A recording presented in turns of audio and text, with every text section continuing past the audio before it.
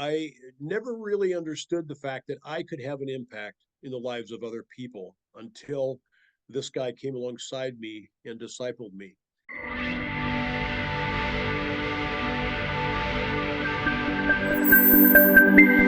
Well, there are so many different kinds of missions we cover here on Missions Today. And one of those that we often hear about are medical related missions. And it seems to be one of the best and most effective ways to connect with people all over the world and have opportunities to share more than just medicine.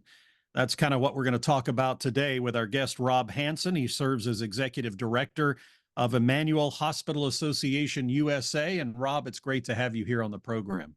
Thanks so much, Colin. I'm really glad to be here.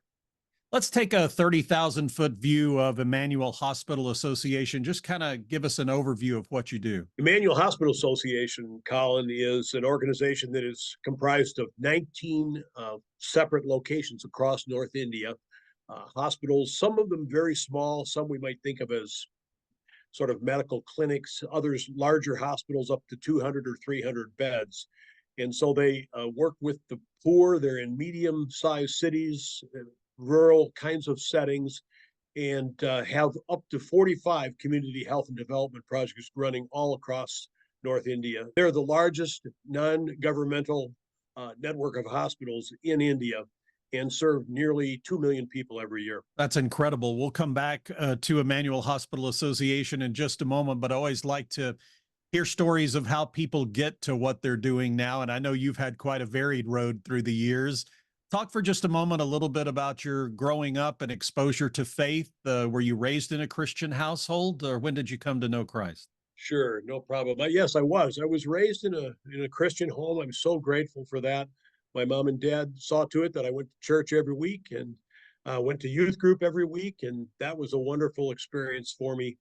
In high school, I started to drift away from the Lord a bit, but there was a man with Campus Crusade for Christ, actually, that came alongside me and discipled me during my junior and senior year of high school. And that really set me on a course of ministry mindedness. I wasn't sure what I was going to do, but I was in that direction. I graduated from Wheaton College and felt the Lord's tug to go into a local church ministry. And so I did that. I served as a youth pastor for a number of years and then subsequently did graduate work at Trinity Evangelical Divinity School. So I have a Master of Divinity. Over the time at Trinity, had a deepening interest in mission work. And so that really began my career in missions. And I served with international teams for a number of years, and then served in media ministry and also then in an educational ministry.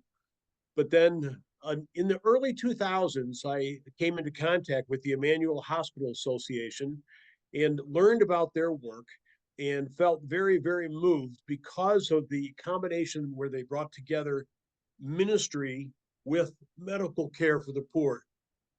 And that's really how I got started with Emmanuel Hospital.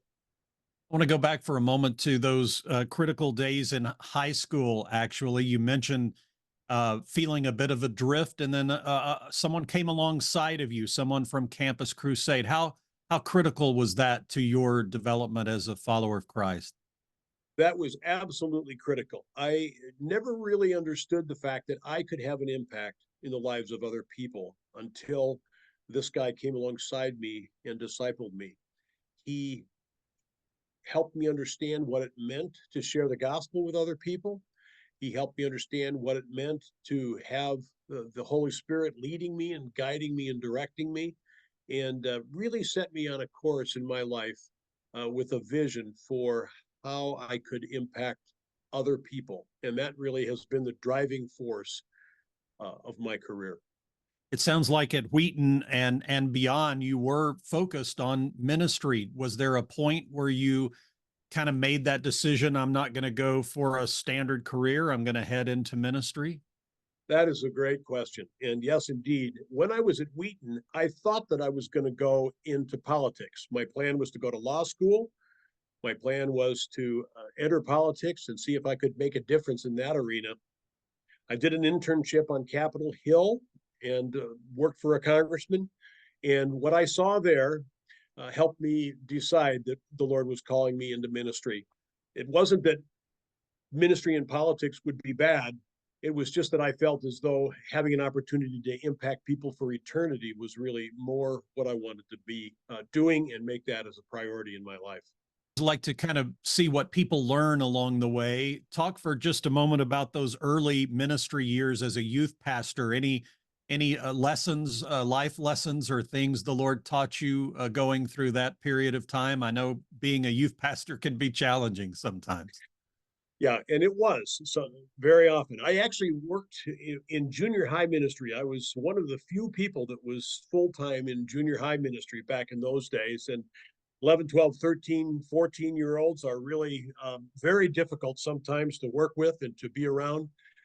One of the things that I learned was that is setting the course of a young person's life uh, at that age could be pivotal.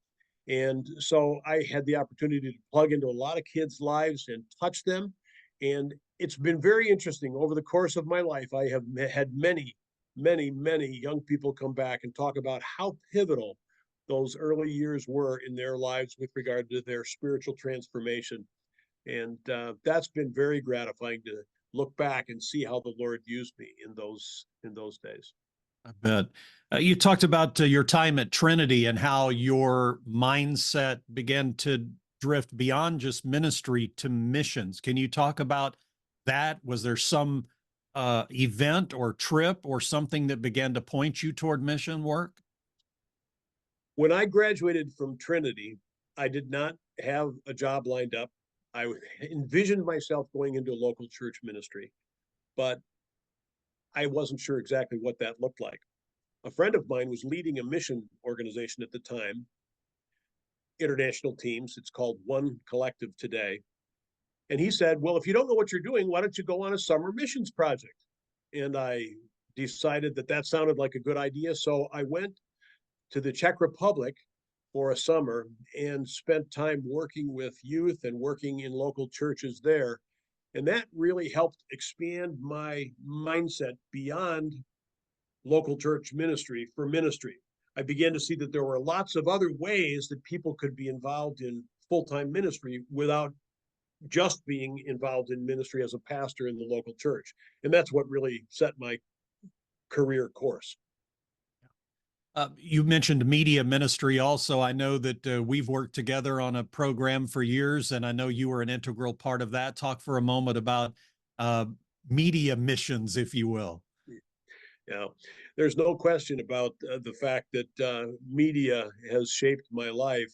I was asked to serve as executive director because I had a personal relationship with the Bible teacher in my early days, of just following my time at the missions organization, and I began to recognize that media ministry was a vehicle that could be used to reach lots and lots of people rather than just sort of a narrow group of people.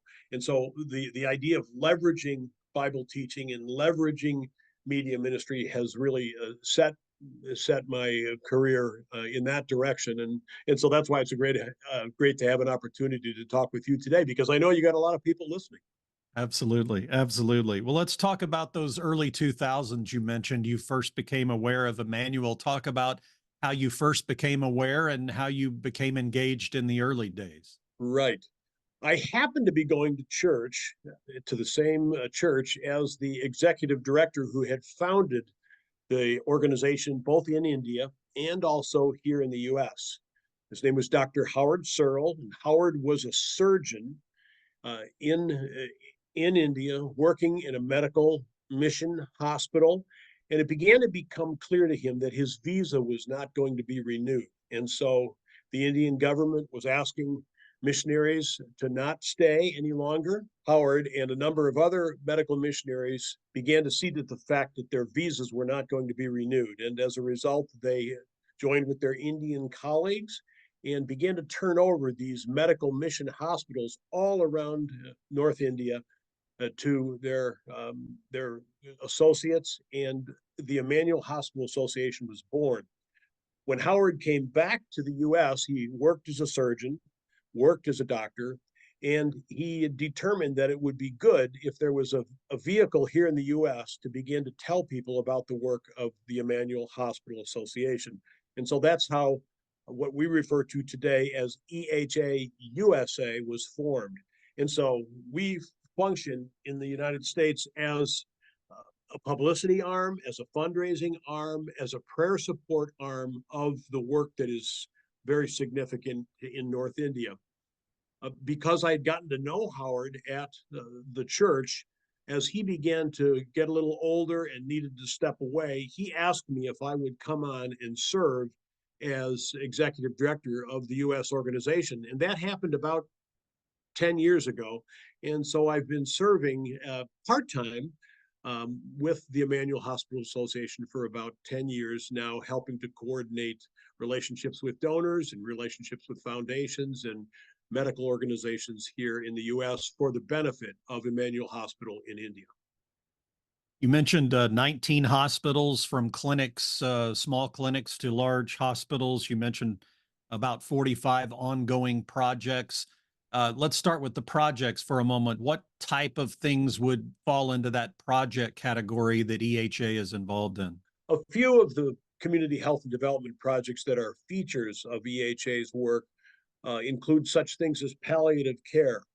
Over the years, palliative care has not been a significant factor in play in India. If you reflect on the beliefs that are typical for Hindus, the idea of caring for somebody who is dying is a little bit foreign to them because of the fact that they believe that the person is coming back. Hindus believe in reincarnation, and so as a result, spending money on a person who is going to be reborn isn't necessary. And so EHA has made a focus of that. Another area that has been largely untouched in ministry in India is the area of disability ministry. Most of the time, families that have people who have disabilities are viewed as pariahs. They assume that they are that way because of some evil that has been done by someone in their family. And so as a result, those with disabilities are kept locked away, sometimes chained to beds, and are cared for in the dark corners of small villages. EHA has sought to pursue education and training and help people understand that just because a person has a disability does not mean that they shouldn't be cared for. And so EHA supplies a wide range of prosthetic devices, wheelchairs, chairs that help children sit up, a wide range of things caring for those who have disabilities. Another prominent area is anti-human trafficking. One of the significant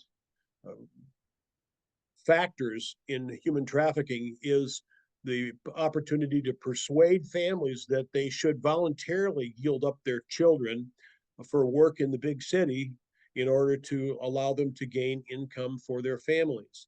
And so EHA, because they work in many rural areas, tries to address human trafficking at its source, providing education, orientation, understanding that the promises that are oftentimes given by those who might visit villages, enticing families to give up their children for a better life and to earn money in the city, that those promises are empty promises and lead to enslavement, whether it would be sex trafficking or forced labor, child labor, and these kinds of things. Just horrific sorts of experiences that these children go through. The 19 hospitals, clinics, I assume those are providing just a wide array of care. And are these projects and hospitals primarily staffed by nationals, or are they staffed by Western doctors, or a combination of both? EHA is led and staffed almost entirely by Indians.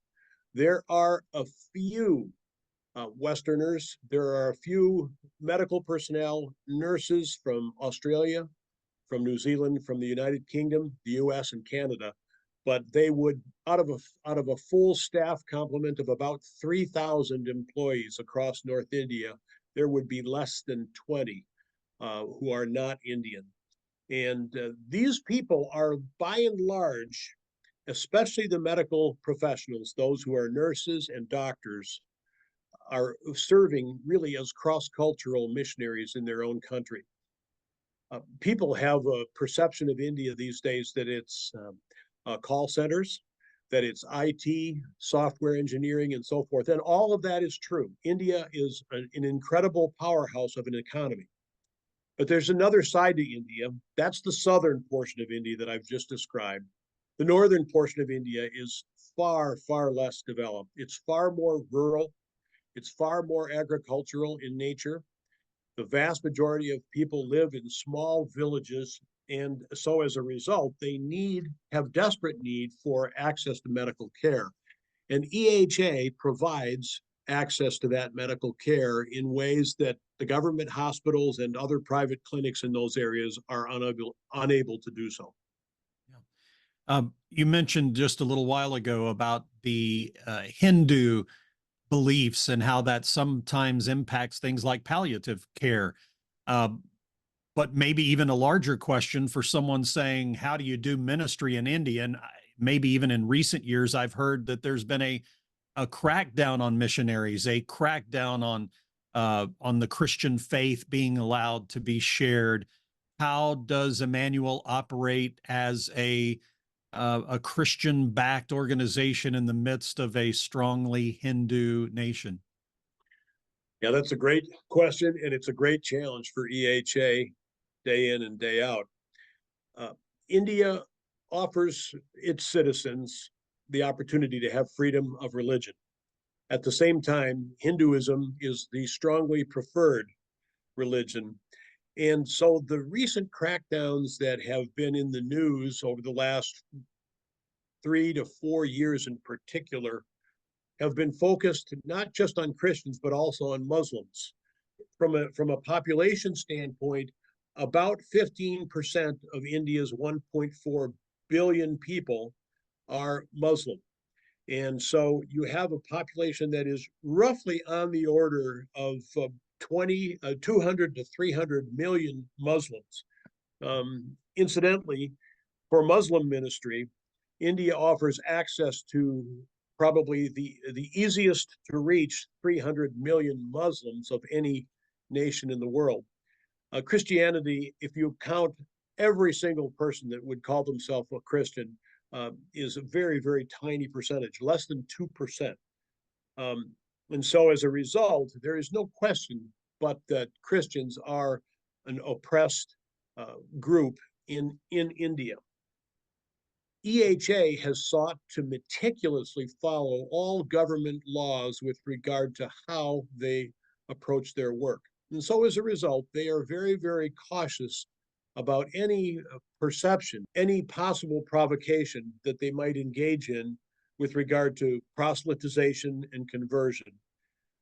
Indian medical personnel that are with EHA have the opportunity to share their faith personally when they are asked, and they also can make information available, but they are very, very careful to not go outside the bounds of the law with regard to pushing materials on people or forcing them to listen to the gospel message. I would assume in a healthcare setting like that, there may be many opportunities to share, pray for, encourage, give biblical principles and faith principles to people who are dealing with suffering, who are dealing with some of the toughest maybe moments of their life.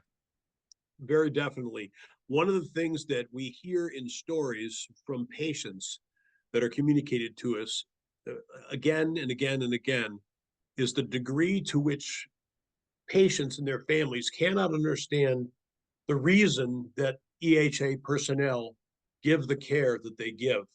And when they're asked as to why they have sacrificed what could be a much more lucrative career in the big city as a doctor and chosen to work in a small, rural, difficult setting, they have opportunity to share what motivates them. And they do without any reservation or hesitation. And again and again, we hear stories of people whose lives have been touched because of that personal connection with a doctor or a nurse that has taken the time to share with them and help them understand larger issues of life and larger issues of healing, not just healing the body, but healing the soul. We've just got a couple of minutes left, Rob. Would love to hear how you feel like our audience could be praying for you and your team and how they can learn more about what's going on with EHA. Sure. Thank you very much for the opportunity. I would say that the thing that is most coveted by all of us is prayer support. Whenever I ask one of our Indian leaders across the organization, how can we best support you? Their first answer is prayer. And I have seen again and again the impact of the prayers of God's people. So often we want to default as mission leaders to needing financial support. And there's no question that Emmanuel Hospital has financial support needs. But the primary value of connecting and networking is in prayer support. And so we offer a monthly e-prayer letter that we send out. The hospitals and the community project leaders are diligent about sharing both their prayer requests and their praises. And so we put this out regularly. And so that's one of the premium ways that somebody could support the organization. With regard to ongoing operations, Emmanuel Hospital charges patients on a sliding scale, charges for their services. And so families that have greater capacity to pay for services are asked to pay what might be called the going rate for care in India. If a family comes to the hospital and has no means at all, cannot pay, no patient is ever turned away. And so as a result, the operations of the hospital are supported by ongoing fees.